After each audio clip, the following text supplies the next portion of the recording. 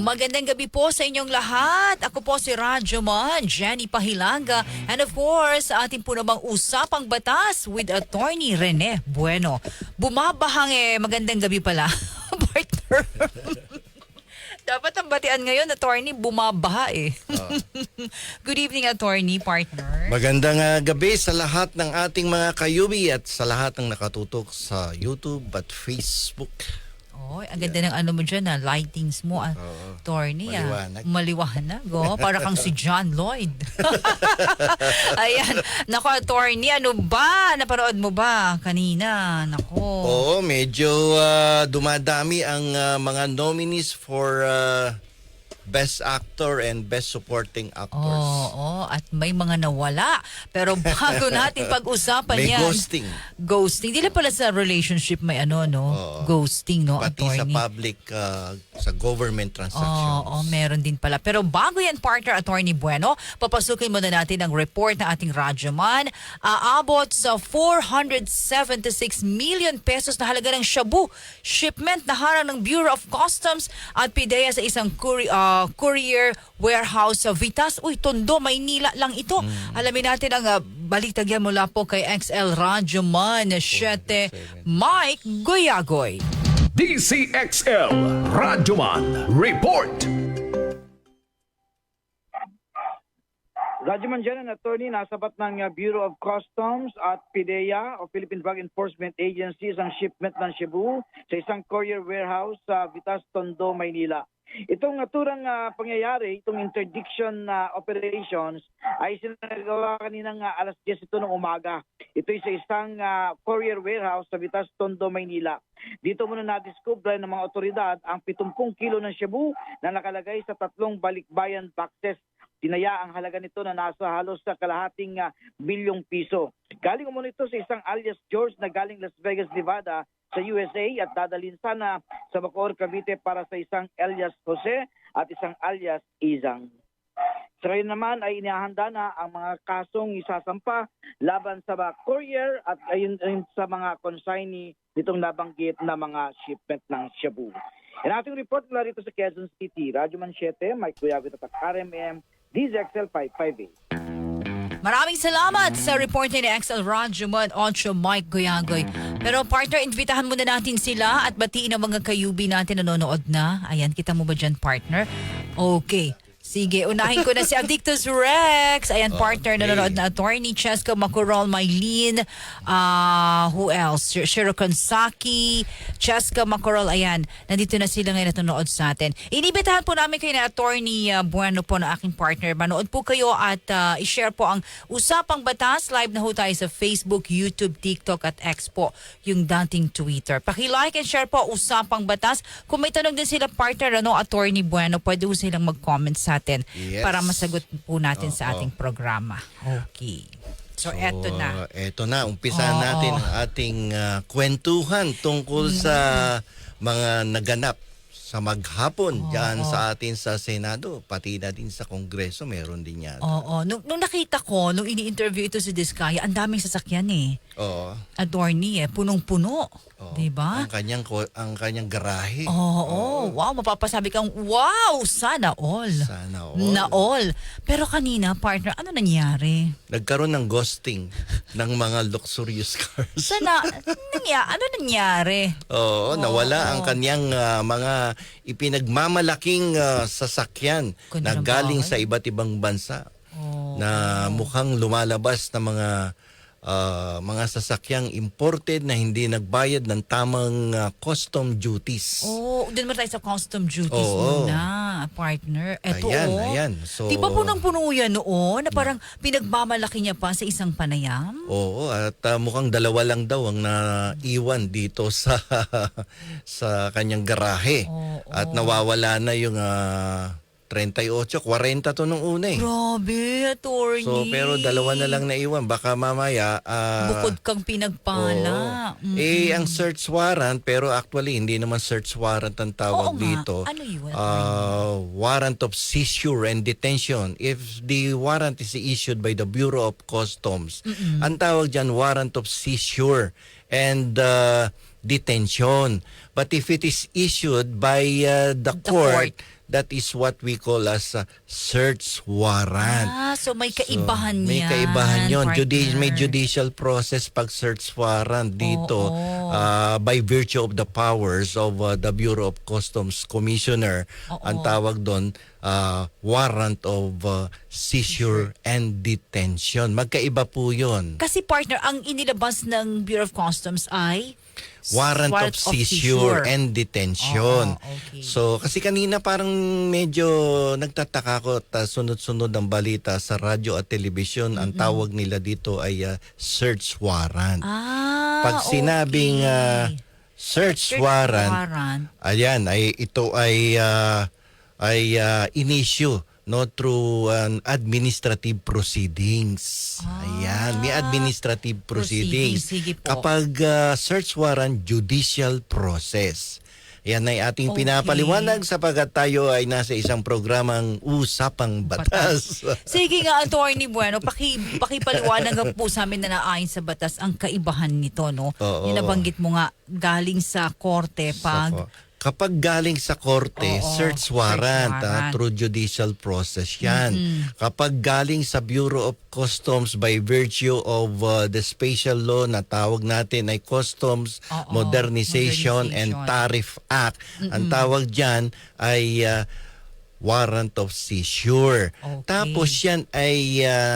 yung pagdating dyan sa warrant of seizure niyan, bago nakarating dyan, kasi kahapon nagkaroon ng investigasyon at isa sa mga katanungan nga ni Tito Sen ay saan niya binili ang mga mamahaling imported vehicles at doon nagpalitan ng tanong at kasagutan si Tito Sen at si Diskaya. Pero hindi niya namamalayan na yun ay nakakakuha na ng impormasyon ang ating mga customs collectors at iba pang mga opisyales ng Customs Bureau. At dahil dyan sa mga derogatory information na nakukuha nila, nagkaroon ng reasonable belief ang Customs Bureau upang ito ay mag-issue ng isang letter of authority. Okay.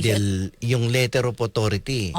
When we say letter of authority, that is an authority issued doon sa customs para mag-conduct, i-exercise niya ang kanyang visitorial powers. Ang visitorial powers naman ay isang kapangyarihan na inspeksyonin Ito yun, ang partner. premises subject of this warrant.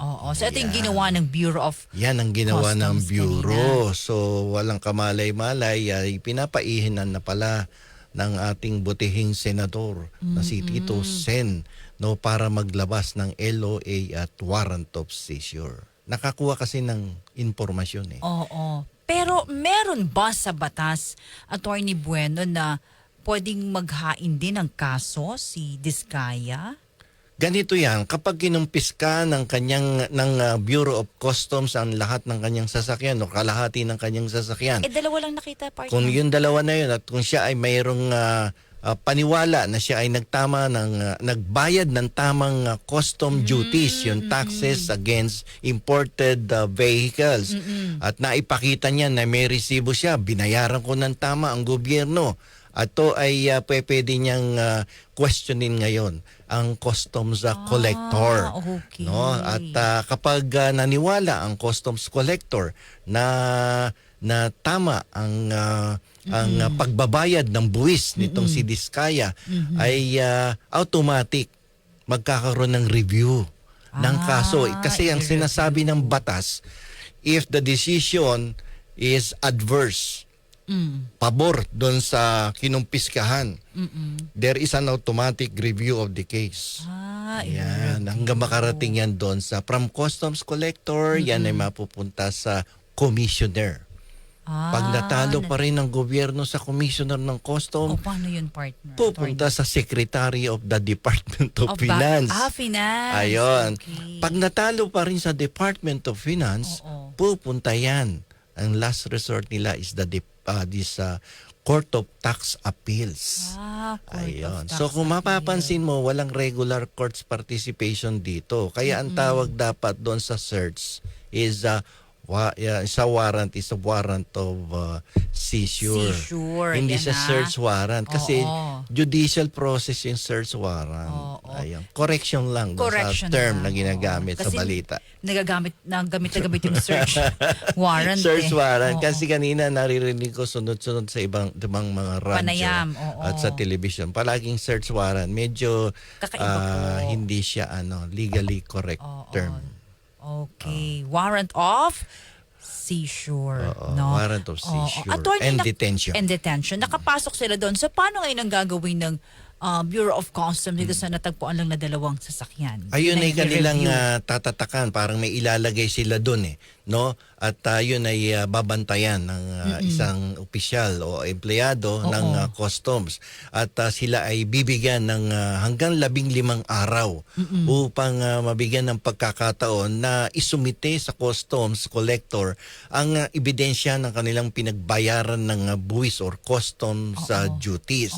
Kapag yun ay naipakita nila, lifted yung yung seizure. Pero nagtataka lang tayo, no? Dahil sabi nila ating mga kayubi, Attorney Bueno, Ranjo Jenny, ba't ganun? Ang dami dati nun na sasakyan. Di Ayan, ba? magiging under surveillance ngayon yan, yung mga sasakyan na yan. Definitely, the customs will try to locate all the other vehicles.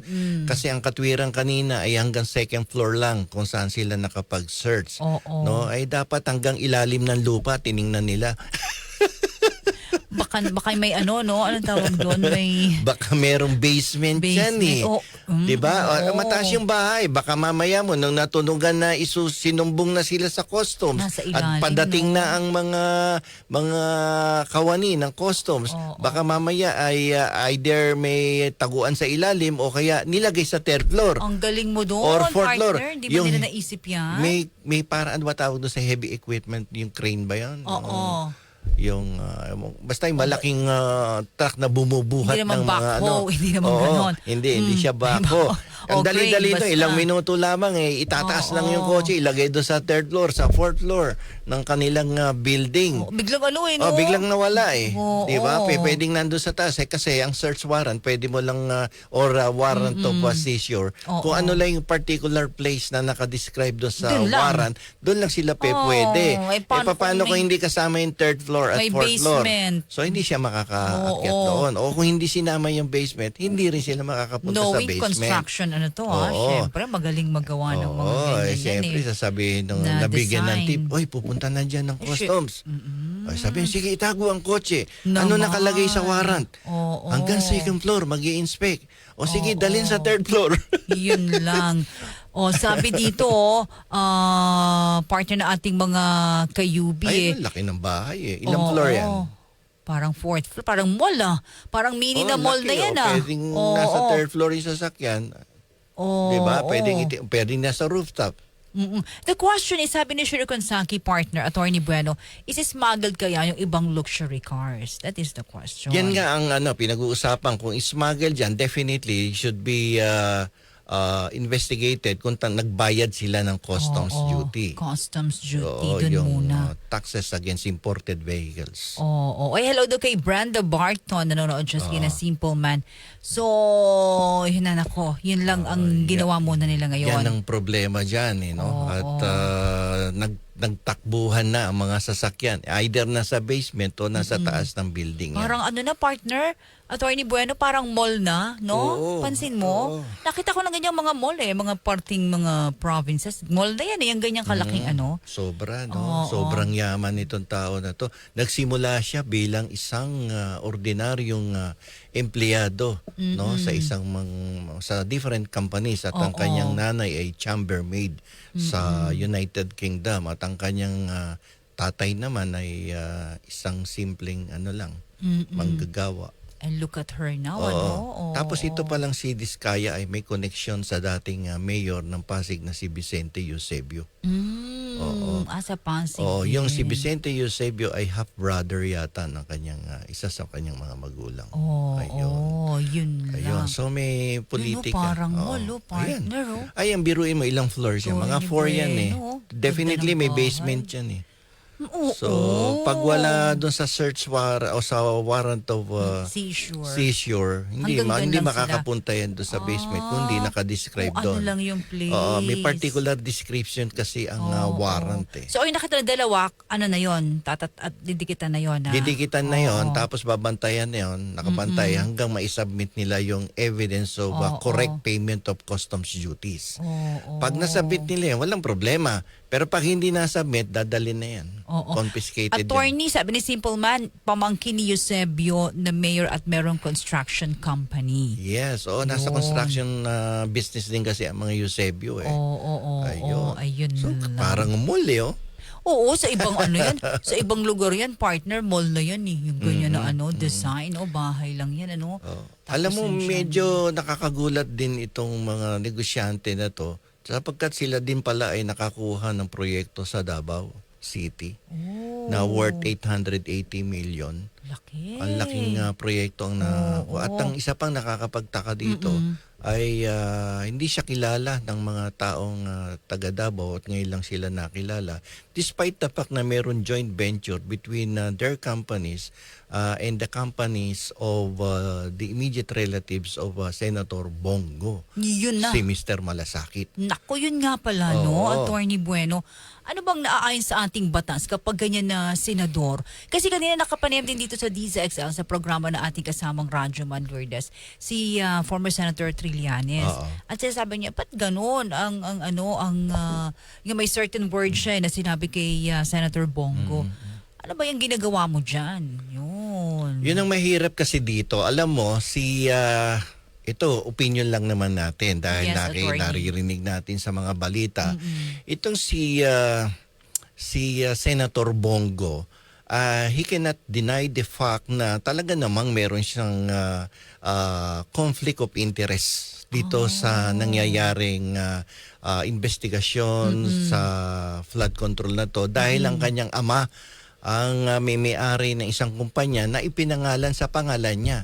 Christopher Lawrence Tesoro Go, CLTG, na siyang ginagamit upang mag-participate sa different public biddings pagdating sa mga flood controls at other infrastructure projects sa gobyerno. Naku And po. that may be considered as influence peddling na yun eh. Kasi ikaw ba naman, ikaw ang sekretaryo o ikaw ang direktor ng isang ahensya ng gobyerno, eto ako ang ama ng isa sa mga senador na ang pangalan ang acronym pangalan ng anak kong senador. At inaabot ko sa iyo, magbibid ako. Ako ba'y matatalo sa bidding? Ay, hindi. So there is an influence being used. Whether it's directly or indirectly, ay pinagbabawal ng ating batas sapagkat Teka muna, attorney sabi ni Bongo o sabi ni Simple Man, attorney sabi ni Bongo hindi daw siya nakikialam sa company ng tatay whether niya. directly or indirectly, hindi siya nakikialam, no? Sinasabi sa Code of Conduct and Ethical Standards for public officials and employees, dapat yung iyong personal interest ay hindi mangingibabaw sa public interest. Dapat sinabihan mo ang iyong mga kamag-anak, lalong-lalo na sa kaso nito, ang kanyang tatay mismo ang involved doon sa Christopher Lawrence Tesoro Go na construction company na kadalasan ay nananalo in partnership with Diskaya companies. Yun na. Partner How can you tell us now na wala siyang kinalaman at hindi niya kilala itong mga Diskaya when they were able to win several biddings doon sa Davao City na kung saan ang worth of the project is 880 million pesos na hanggang ngayon ay lumulubog pa din sa baha. Nako. Tapos this is in addition to the fact na yung kapatid niya, yung kanyang half-brother na merong Alfred Go Builders ay nananalo din sa mga public biddings pagdating sa mga different projects na dito sa flood control na to. So sana ang ginagawa niya, sinabihan ng kanyang mga kamag-anak, immediate relatives na wag niyong gamitin yung pangalan ko because my name, no, kung ako si Bongo, may be used, no, to influence the result of the biddings. Oh, di ba? Bakit mo yes. pinabayaan for the last 6 years Oo. during the Duterte administration, marinig lang ang pangalan mo, baka nanginginig na yung chairman of the Biddings and Awards Committee sa Public Works. Oo. Even without receiving a call from you, Christopher Lawrence. Naku, Oo nga. panalo So, yan. hindi ba yan naisip ni Senator Bongo? Actually, may mga potential, no? Hindi ko naman sinasabi nag-violate siya ng batas, but there are potential violations of our existing laws. We will go back again to the provisions of Anti-Graft and Corrupt Practices Act, yung Republic Act 3019. Pasok na naman siya dyan kasi maliwanag naman di ba? Pero that will be dependent on the circumstances. Pero sa aking opinion, papasok siya doon, no? Yung paggamit ng impluwensya dito sa mga different transactions of the government. Kung isang beses lang, okay lang sana. Pero sunod-sunod Ano ba siya nung panahon ni dating Pangulong Duterte? A special assistant. Imagine na special assistant ka tapos ngayon Presidente, super no? millionaire Dati. na din yata si Senator Bongo, di ba? Naku. Tapos aside from the Anti-Graft and Corrupt Practices Act, may potential violation din sa ethical code of ethical standards. Oo. If you were Senator Bongo, ano ba dapat ang gawin? Considering the fact that he is presently the vice chairman of the Blue Ribbon Naku, Committee. Vice Chairman pa. No? Oo. That is actually a direct conflict of interest na naman. Kasi you are investigating someone who is doing business with your father and with your half-brother. How can you expect a very impartial investigation in this case?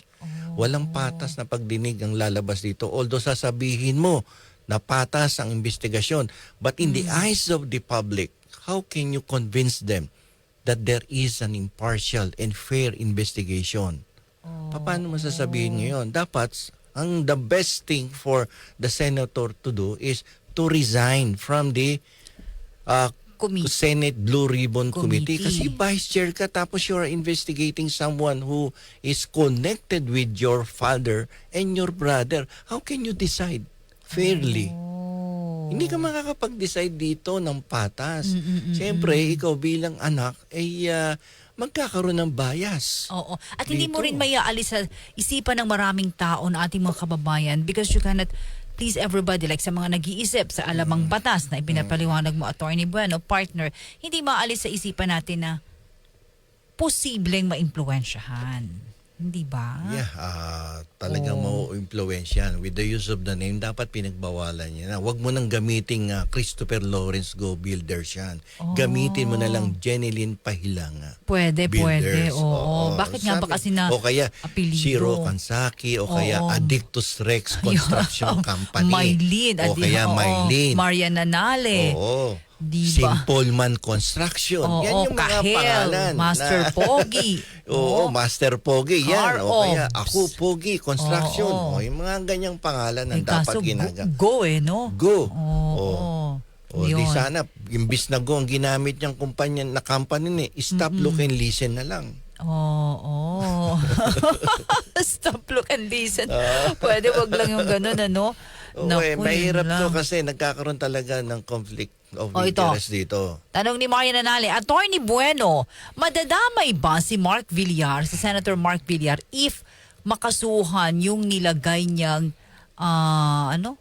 El Alcantara ay may ghost project? Na si Alcantara? If there will be Oo. sufficient evidence na maipapakita na nagkakaroon ng link between Mark Villar, the former Secretary of Public Works, doon sa mga anomalous transaction, pwedeng madamay siya. Oo. Dapat may suportang ebidensya.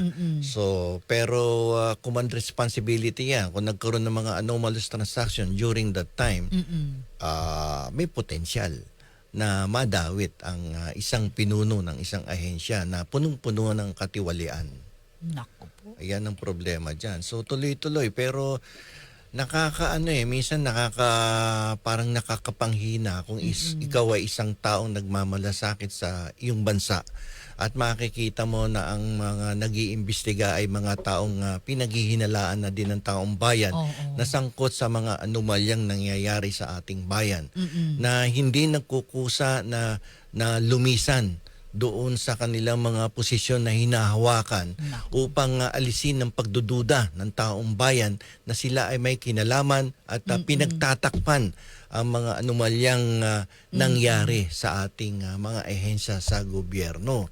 So lumalabas tuloy parang at the end of the day, walang mangyayari. Yung yung sinasabi mo nga, partner, Attorney Bueno, na conflict of Yung conflict of interest. The most important aspect nitong conflict of interest na to, kung nakikita mo ng ganyan, dapat you need to extricate yourself o alisin mo ang sarili mo sa posisyon na iyong hinahawakan sa kasalukuyan upang maalis ang duda ng taong bayan na ikaw ay merong pinagtatakpan. So dapat ang gagawin dito ni Bongo upang ang hindi naman ma-undermine ang integrity ng Senado na kung saan siya ay kabilang ay kinakailangan sa lalong madaling panahon leave the position of the Vice Chairman of the Senate Blue Ribbon Committee. Hindi siya nararapat sa posisyon na yan dahil malinaw na merong conflict of interest. Ako sana kung nakikinig ka, Senator Bongo, pakinggan mo ang payo ni Attorney Bueno sa usapang batas. Hindi siya ay ating pinagbibintangan, kundi siya ay ating binibigyan ng magandang payo na upang hindi siya pagdudahan ng ating taong bayan. Ang pinaka-the best thing for him to do, leave the office of the Vice Chairman of the Senate Blue Ribbon Committee. Ano sabi ni Simple Man? Kaso po, attorney, ayaw ni Bongo para maprotektahan niya ang kampo niya. Yun lang. Yun ang mahirap dyan eh. Ano ba yung tawag doon? Dito na lang yung dulo, mukha. Mukha na lang. Kayo nang bahala doon. Attorney, may question si Maylene. Attorney Bueno, pag dumalo po ba si Zaldico sa HOR, ano po ba, resource or as congressman, pwede ba siyang investigate o ayaw lang ng mga congressman? Alam mo, dito pa, isa na naman yan sa isang komplikadong sitwasyon. You will be investigating your colleague in Congress. So how can you remove the doubt of the people na hindi kayo sarsuela dyan? Ano ba yan, partner? Diba? Dapat you need to leave everything, no? Wag tumigil na kayo dyan kasi pagdududahan kayo ng tao. So ang dapat gawin nyo dyan, sabihin nyo kay Presidente, Mr. President, can you expedite the charter of the Presidential Task Force against graft and corruption, itong binubuo mong task force na to o commission. Gusto diyang maging member ni former Senator Trillanes. Yeah, the people or the persons that should comprise this commission or task force ay dapat yung mga taong mataas ang respeto ng taong bayan at may integridad at walang bahid ng korupsyon kahit kailan. Nung sila ay naninilbihan sa ating pamahalaan. Yun dapat ang ginagawa nila dyan. Ang ating presidente, kung ba ilalabas mo na ang charter ng task force or commission against graft and corruption, ay dapat yan ay madaliin upang paglabas niyan, kusang loob naman sanang tumigil na ang other investigating body kahit ba yan in aid of legislation kahit naman sino makausap ko sa kanto, nagdududa.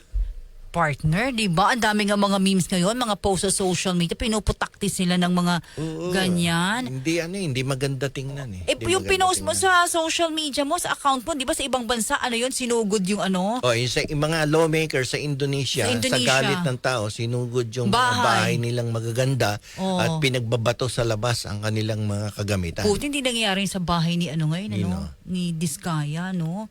Yun ang mas masahol yung sa Indonesia kasi lawmaker sa house yun ang dapat ingatan ng ating mga mambabatas kasi baka mamaya hindi natin masabi magalit ang taong bayan. People power to maulit yung 1986 sinugod yung Malacanang, di ba? Sa inis ng mga taong inis bayan. ng tao kasi talamak ang korupsyon.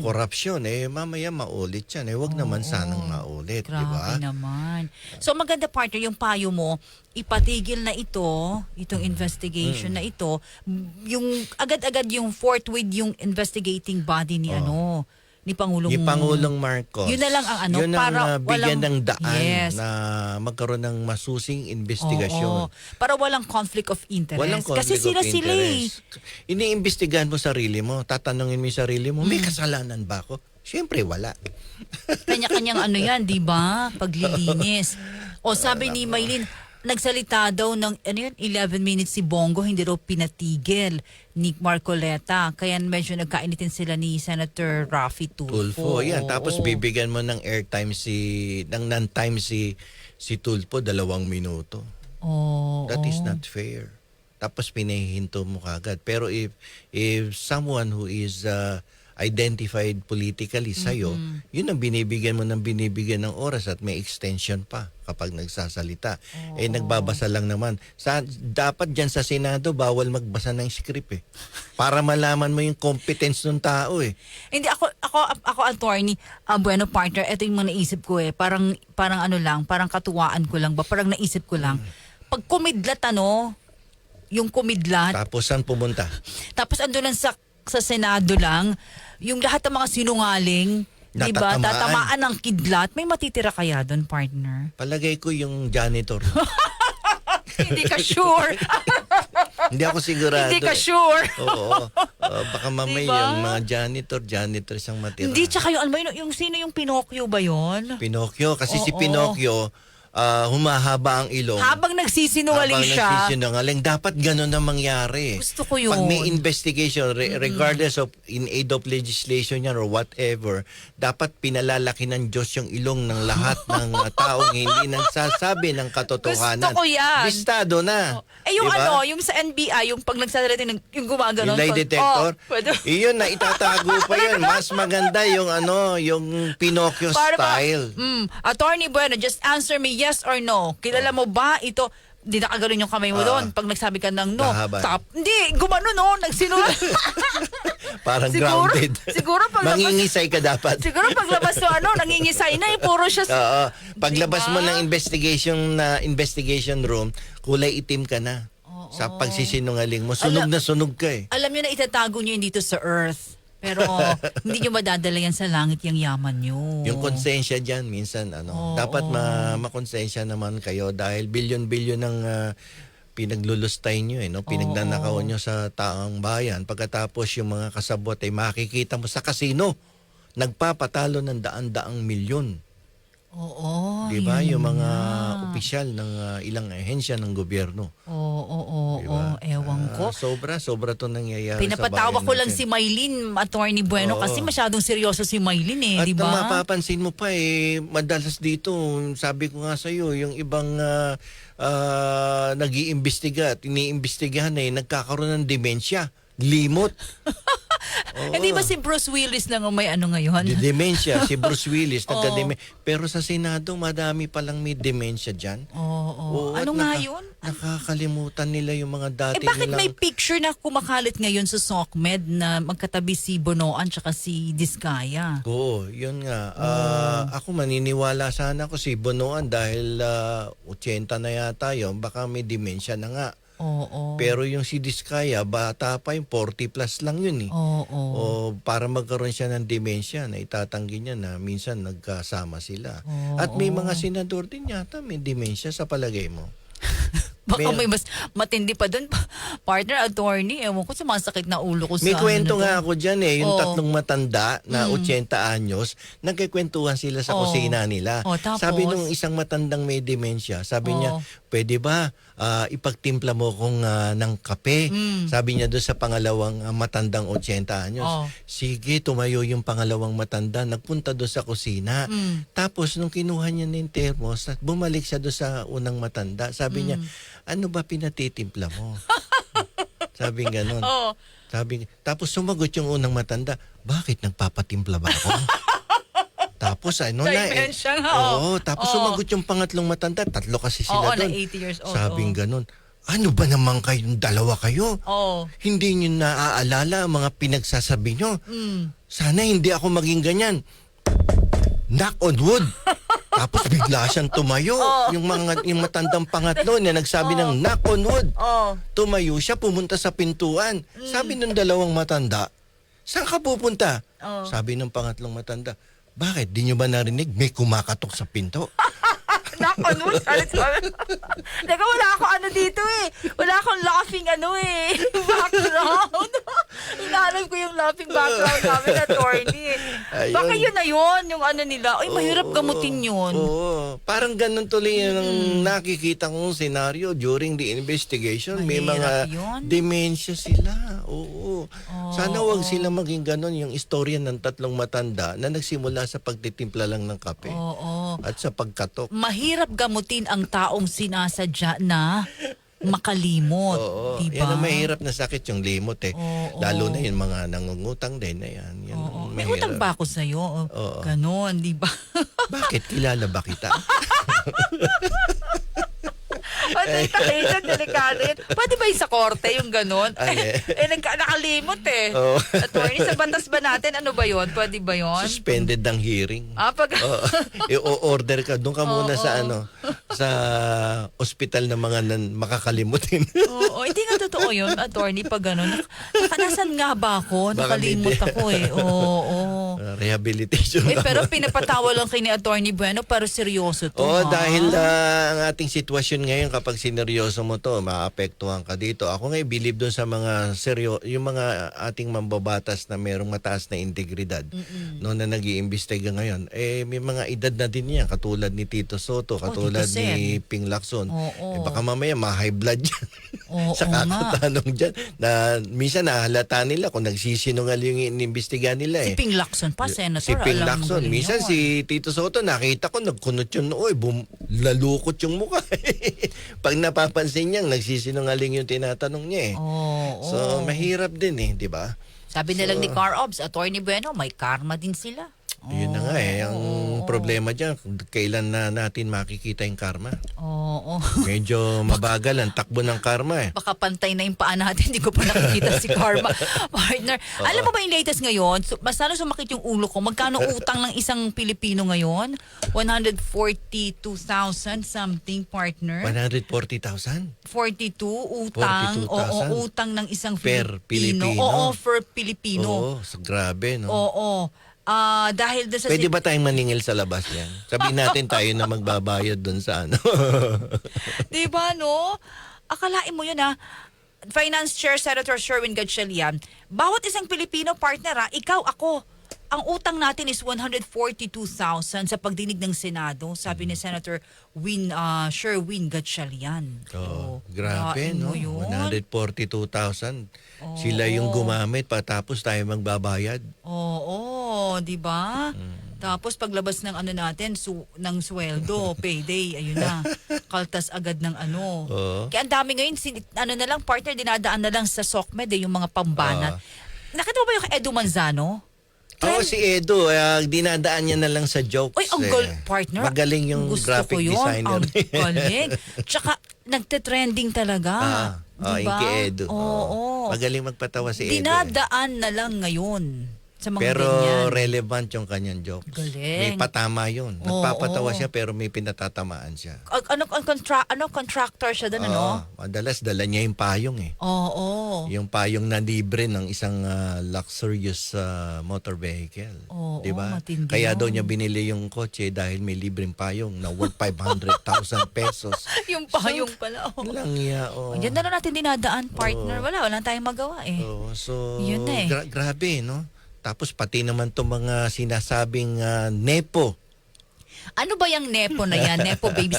Pagka ba ganyan ba, Attorney Bueno, pwede ba silang kasama sa kakasuhan? Meron ba silang kakasuhan. pananagutan sa batas? Kasi wala naman silang direct liability na kumupit sila ng pera sa gobyerno. O yung kung criminally, wala akong nakikita ha? Pero ewan ko lang sa iba kasi based on the news na naririnig ko, wala naman silang liability except for the fact na nag-display sila ng display of extravagant wealth. No? Ba't tinawag na nepo? Ano ba yung nepo? Oo. Yung nepo kasi pag sinabi mo nepotism, Nepotism, that yes. is an act of granting favor to the immediate member of the family. Like for instance, ako commissioner ako ng customs. Tapos anak mo ko, Tapos kunwari. ikaw ang oo. anak ko, inappoint kita doon sa sa isang posisyon na division chief ka. Okay. So that is what you call as nepotism, Nepotism. granting favor to a relative. Which is bawal. Which is bawal kasi actually nagsimula yan noong 17th century na kung saan ang mga bishops ay binibigyan ng pabor ang kanilang mga kamag-anak sa mahalagang posisyon sa simbahan. Yun yung pala yung kamag-anak O kamag-anak incorporated. Which is bawal yan yan sa batas. Except for Oo. positions that are considered confidential in character. Like for may instance, ganun. ako ang customs collector or commissioner. Meron akong position na executive assistant na siya yung talagang nag-e-enjoy ng trust and confidence ko sa mga confidential transaction ng Bureau of Customs. Yung pwede kong i-appoint ang aking kamag-anak doon. Pero ilang pwesto lang yan, isa, dalawa. Sa isang departamento. Pero sa other departments, hindi mo pwedeng gawin yan sapagkat wala na yung trust and confidence na sinasabing ini-enjoy dapat ng isang tao. So, mali yung pagkakasabi ng nepo. So, medyo mali yung sinasabing nepo baby kasi si baby naman hindi appointed as a government employee.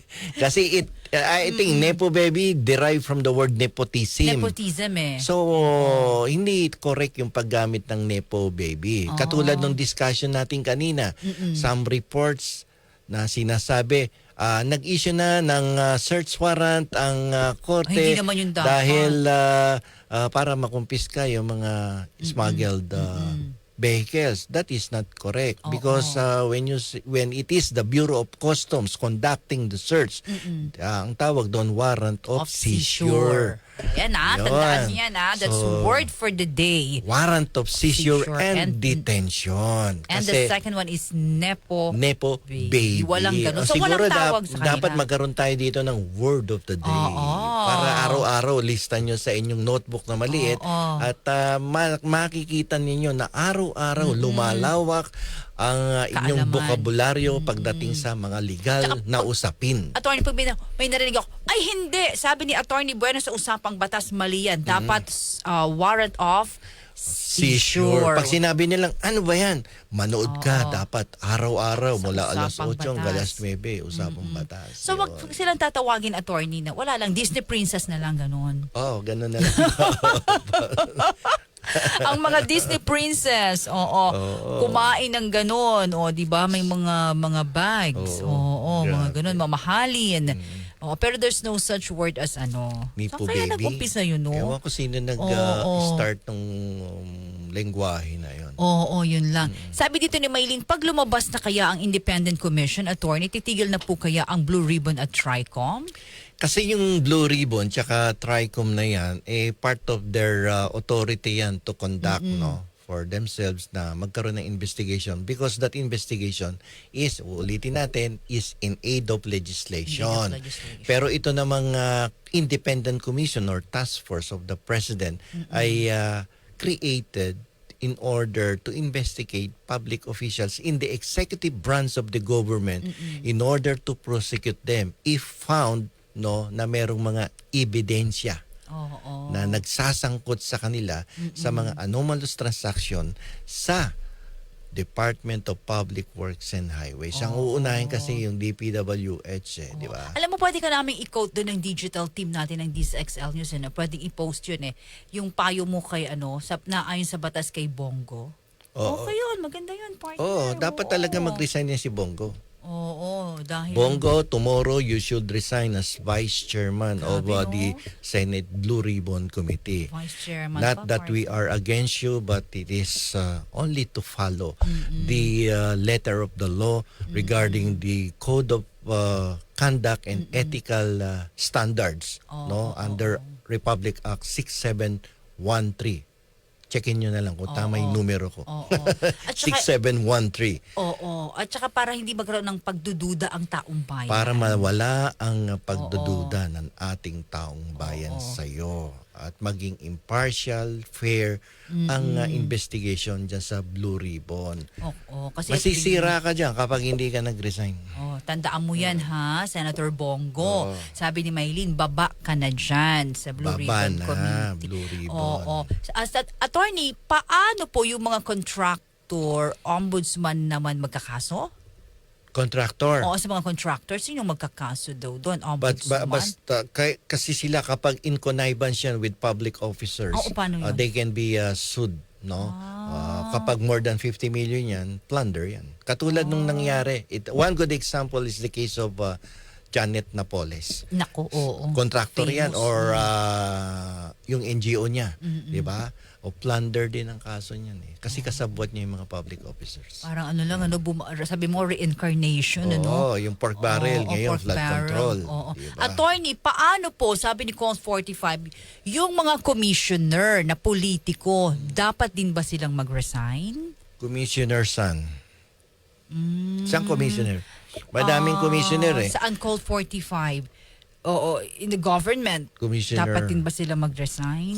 If there is an evidence na meron silang anomalous transaction or involved sa graft and corruption, lahat ng government officials na involved sa corruption at talaga namang halatang halata na dapat for delicadeza purposes, mag-resign ka. Siguro yun ang gustong niyang sabihin ni doon. Colt Oo. 45. Lahat ng mga commissioner, lalong-lalo na yung talagang umaasa lang sa komisyon. Oo. Alam mo Commission. alam mo partner, naawa nga ako, kwento ko lang din sa TikTok. Dumadaan lang naman sa newsfeed ko. Kawawa si Senator Joel Villanueva. Si Joel Villanueva. Oo, may isang doon, content creator or nagva-vlog. Talagang Ang tawag na nga doon sa Jesus is Lord, iba na eh. Pinalitan na nila ng pangalan yung Jesus is Lord movement. ay ganun, may bago na pala Oo, yun. Joel is Lord Naku po, movement. delikado. Oo. Alam mo partner, Yun kung na, kasi gano'n na talaga siya kung paano tratuhin ng tao ngayon, ng netizens. ay nako, pag Grabe ang alipusta sa kanya. I'm also, I know, alam mo naman yun, alam mo naman yun, Attorney Bueno, personal ko opinion, I'm also in the Christian community, parang ganyan din, pero iba-iba yung grupo namin. Pero parang ang sakit din pala pag yung kapwa mo Christian, ginaganon. Tas pera yung Oo, kasi involved. mahirap kasi yun. Dapat hindi mo ginagamit yung relihiyon mo sa public service. Kaya Nadadamay. sabi ko nga partner if you want to serve the Lord, dun ka na lang. Doon ka lang, huwag kang nang pumasok sa politika. Mapapasama. Kaya nga there's a separation between church and state. Oo, dapat kung identified ka in one Catholic or religious organization, do not go to politics.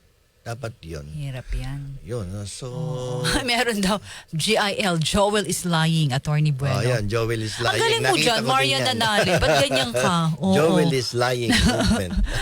Ang sakit din Grabe. pala, Oo. Attorney, pag may mga ganun na, na Ayun mga nga, tapos may nabasa biro. din ako, narinig din ako sa TikTok na panood ko na kung saan, kaya pala best friend sa basketball, teammate palagi, si Bongo at si Joel Villanueva. Yung pala ay may mga magaganda silang mga gawain. Nako. Mga himalang nangyayari. At aalamin natin yung mga himalang yan. Kala ko walang himala. Oo. Meron pala. Grabe, sabi ni Rose Pablo, Attorney, halatado si Joel, pumiyok agad Oo. Oo, yun na. Grabe, no? So, may himala doon sa Pasig dahil nawala yung kotse. Pero mo in one split of a second, biglang nawala na dumating mga customs officer. Sabi mo nga, partner, Attorney, baka di natin alam, merong under yun eh. Yun na nga. Di Kasi ba? yung dapat, nung nag-issue ng warrant of seizure ang customs, sinama na lahat, pati yung ilalim ng ba't lupa. ba kasi hindi na lang... Oo. Yung ilalim ng lupa, baka binaundo sa lupa eh. Kasi, ba't ba kasi hindi gano'n ang naisip, Attorney? Yun na nga siguro kamamadali din minsan ng mga nagre-request for warrant of seizure, hindi na isali yung ilalim ng lupa. No. Ang saklap noon kasi ang dami noon eh. Tapos biglang Malamang may basement yun, hindi pwedeng wala. parang mall nga yung bahay, Oo, di ba? meron yung may basement yun. Oo, nako, Hindi yun pwedeng lang. wala yun. Baka tinago na. Siyempre, kung di covered ng search on ng warrant Nagagamit of kaya nila lahat yun, partner? Hindi, pero ngayon, na-interview nung kaninang hapon or tanghali, ginamit daw kasi. for maintenance. Ba? Okay. Oo, ang galing ng alibay. For maintenance daw. At ang isa sa katwiran, nag-uulan daw, kaya tinanggal doon sa bahay ni Diskaya. Baka daw kasi lumubog. Kasi bumabaha daw doon sa lugar nila. May flood control din doon. Oo. Sila yung pakana ng flood control, pero yung flood di nila makontrol. Kaya tinanggal nila doon sa bahay nila yung mga sasakyan na subject of the warrant of Halata seizure. naman, partner, tinago yun eh. No? Sana pinatago na lang sa bahay natin dalawa, no? Nang may magamit tayo, makasakay man lang tayo ng kahit pa ng samandalian man lamang, nakasakay tayo sa isang imported na vehicle. Ano ba, Rolls Royce? Ano ba? Ano Meron pa? pang Bentley ba yun? Bentley. Oo, naku, hindi ko alam yung mga yan. Lamborghini yan. Grabe, no? Nakita ko lang dito sa Green Hills pag naglalakad ako dyan, partner. Brung, wow, ang ganda, partner. Meron ako nakita dyan sa Green Hills, kulay pula. Yung Attorney. nakikita ko yun. Kanino yun? Sa'yo yun? Hindi, Ay, di ba? sayang na, hindi pa naging akin eh.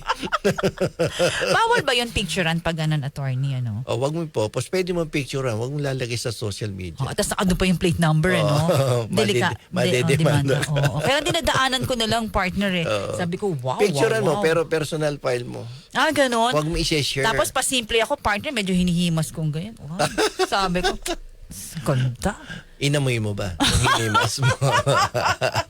Amoy dollar. Oo, ang ganda, partner. Doon ako nakakita ng mga ganito sa Green Hills. Oo, sa San Juan. Nakita mo rin pala yun, no? Nakikita ko yung pakalat-kalat. Sana hindi may-ari nun si ano. And with that, partner, nako, medyo wala na tayong 8:53 oras. na naman? Yes, Santo na ang May susunod. didiscuss pa akong isang topic eh. Bukas na daw, partner, Bukas na bahang-baha na tayo. Bahang-baha na.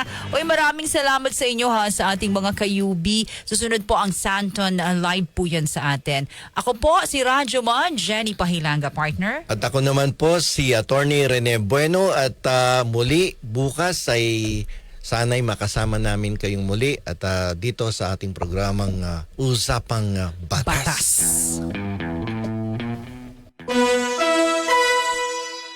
Oras 8:54. That time check was brought to you by Bingo Plus. Bingo sa saya,